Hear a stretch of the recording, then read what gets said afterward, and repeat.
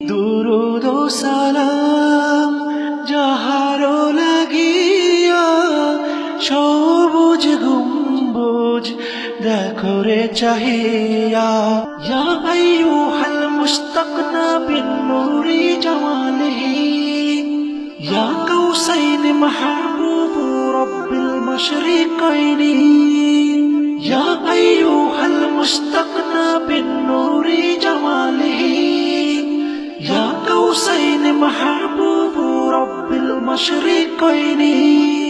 আয়াতুল কুরসি কোরআন শরীফের কোন সূরায় আছে?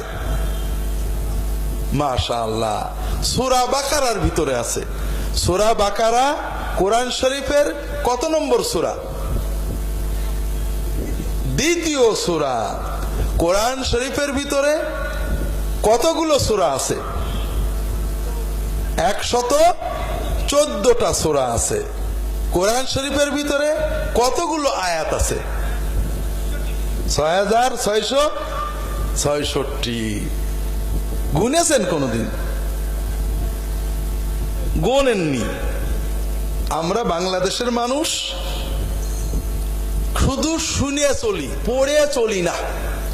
আমরা শুনে মুসলমান, ঠিক না ভাই? শুনে মুসলমান। আর আল্লাহ তাআলা কোরআন কারীমের প্রথম যে আয়াত নাজিল করেছেন তাতে একটা হুকুম করেছেন। কি বলেছেন? প্রথম কোরআনের আয়াত কোনটা নাজিল হয়েছিল? ইকরা। ইকরা মানে শোনো, ঠিক না ভাই? ইকরা মানে কি?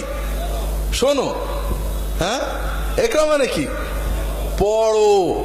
তাহলে আল্লাহ বললেন পড়ো, আর আমরা বললাম পড়বো না, পড়বো না, পড়বো না, শুনবো শুনবো শুনবো। তাহলে কি আল্লাহর কথা মানা হলো ভাই? আল্লাহ তাআলা আমরা যখন মারা যাব, কবরে চলে যাব, আল্লাহ ফেরেশতা পাঠাবেন, ঠিক না? ফেরেশতা এসে আমাদেরকে 3টে প্রশ্ন করবে, জানেন না? মান রব্বুকা মানে তোমার রবকে, অমান নাবিয়ুকা তোমার নবীকে, অমা দীনুকা তোমার দিন কি, এই সমস্ত প্রশ্ন করবে, ঠিক না? আপনি কি হেরার আলোয় আলোকিত হতে চান? আপনি কি সুন্নার আলোকে জীবন গড়তে চান? প্রফেসর ডক্টর খন্দকার আব্দুল্লাহ জাহাঙ্গীর রচিত কোরআন সুন্নাহ ভিত্তিক জীবন ঘনিষ্ঠ বইগুলো পড়ুন, সুন্দর জীবন গড়ুন। ইসলামী আকিদা, হাদিসের নামে জালিয়াতি, ইহয়াউস সুনান, রাহে বেলায়েত সহ আরো অনেক বই। কোরআন সুন্নাহর সাথে থাকুন, জীবন বদলে যাবে। যোগাযোগ আর সুন্নাহ ট্রাস্ট 01715400640। এই প্রশ্নে কেউ পাশ করবে, কেউ ফেল করবে। যারা পাশ করবে, যারা ফেল করবে, তাদের একটা কথা হাদিস শরীফে এসেছে, যে ব্যক্তি এই 3টে প্রশ্নের উত্তর দিতে পারবে না, ফেল করবে, সে বলবে হা হা লা আদরি সামাতুন নাস ইয়াকুলুনা শাইয়ান ফাকুলতু। হাই হাই, আমি তো জানি না, আমি মানুষদেরকে শুনতাম কি যেন বলতো, আমিও বলতাম। আমার ধর্ম কি লোকেরা বলতো, আমিও বলতাম। আমার রবকে লোকেরা বলতো, আমিও বলতাম। আমার নবীকে লোকেরা বলতো, আমিও বলতাম। শুনে শুনে বলতাম, আমার তো এখন মনে নেই। এটা কি শোনা উল্লাহ না পড়া উল্লাহ?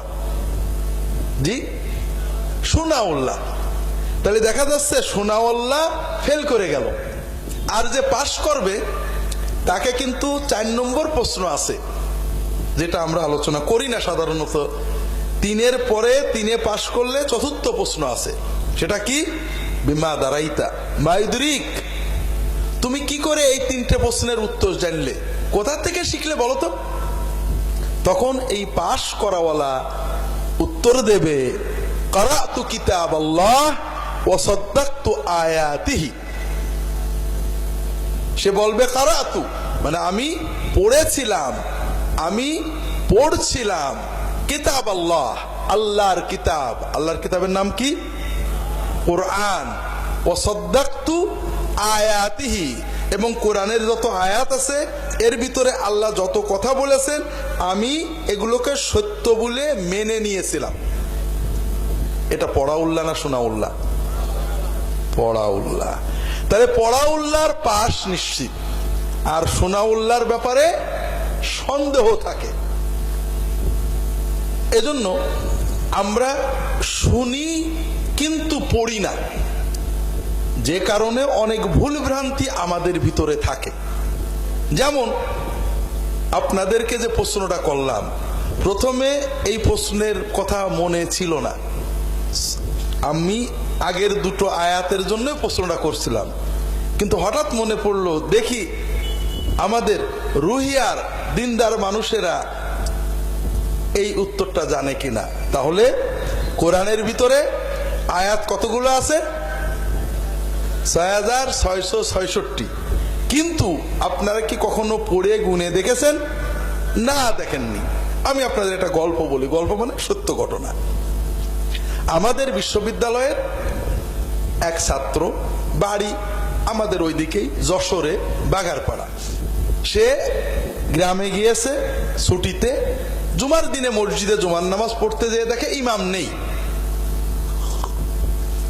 গ্রামবাসীরা বলেছে তুমি ইসলামী বিশ্ববিদ্যালয়ে পড়ো, তুমি একটু আজকের জুমার নামাজটা পড়াও, একটু বয়ান করো, ওয়াজ করো খুতবার আগে, এরপরে নামাজ পড়াই দাও।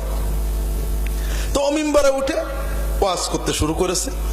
ওয়াজের ভিতরে বলেছে কথা প্রসঙ্গে, দেখেন কোরআনের ভিতরে এই যে ৬২৩৬টা আয়াত, কয়টা কম হলো? কত? হ্যাঁ, ৬৬৬৬ আর ৬২৩৬। তাহলে প্রথমে ৪০০ কমে গেল, এরপরেও ৩০টা কমে গেল, আর মুসল্লিরা একত্রিনি। বলে কি বললে? আজীবন শুনে আসছি কোরআনের ভিতরে ৬৬৬৬ আয়াত, আর তুমি কোরআনের আয়াত কমাই দিলে। বেরো মসজিদ থেকে। তুমি যদি গ্রামের ছেলে না হাতে মাইরের ঠ্যাং খোঁড়া করে দিতাম।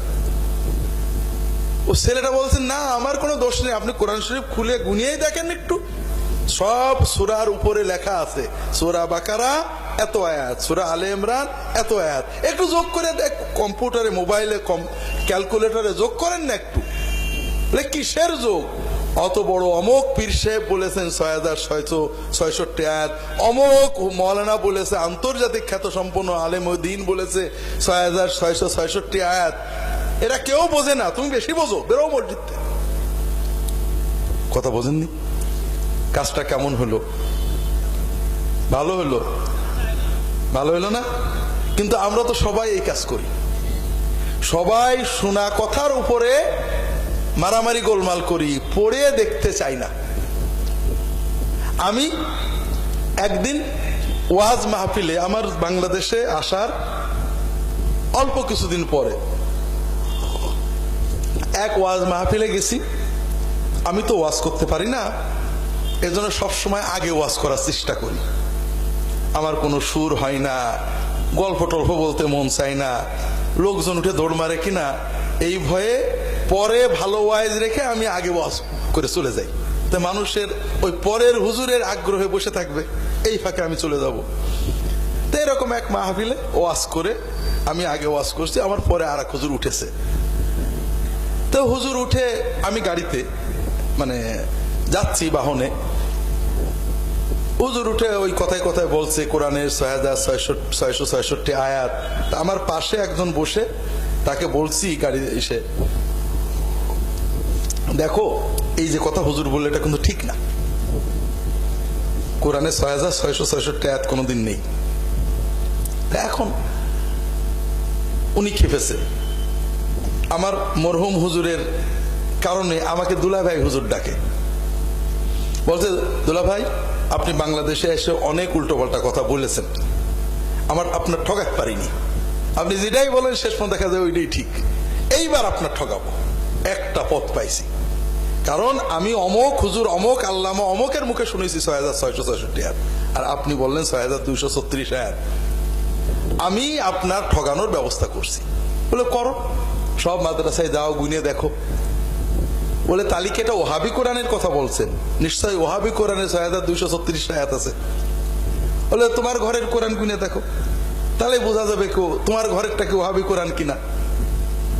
এখন মাসখানে খুব ঘুরেছে, বিভিন্ন মাদ্রাসায় গিয়েছে, আলেমদের কাছে গিয়েছে, হুজুরদের কাছে গিয়েছে, নিজের বাড়ির কোরআন শরীফের আয়াত গুনেছে, কিন্তু ৬,২৩৬ বেশি আর হয় না। পরে এসে বলছে যে না, এবারও আপনার ঠগানো গেল না।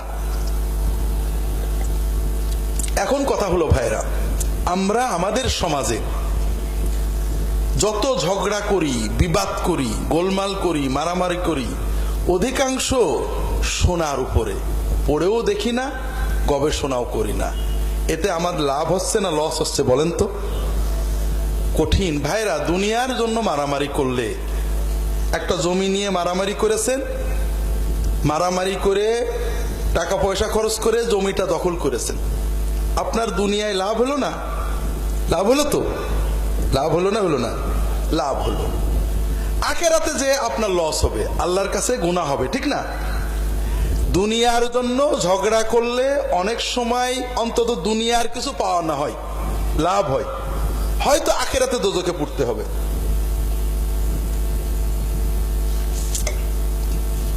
কিন্তু দিন নিয়ে, আল্লাহর দিন নিয়ে, মসলা নিয়ে যে আমরা ঝগড়া করি, মারামারি করি, গালাগালি দিই, মিছিল করি, অমুকের করতে দেব না, অমুক অন্যায় করেছে, অমুক খারাপ, এইগুলো করলে দুনিয়াতে কি কিছু পাওয়া যায়? টাকা পয়সা পাওয়া যায়, জমি জমা পাওয়া যায়, দুনিয়াও লস, আখিরাতেও লস, ঠিক না? মুসলমানে ঝগড়া গোলমাল করলে আল্লাহ নারাজ হন, গুনাহ হয়। তাহলে আখিরাতেও ঠগলাম, দুনিয়ায় ঠগলাম। আর এই ঠগার মূল কারণ হলো না পড়া, না জানা, আন্দাজে শুনে শুনে ঝগড়া করা। কথাকে বুঝতে পেরেছেন? আমার কথা হলো ভাইয়েরা, সব কথা আপনাদের বলা হবে না।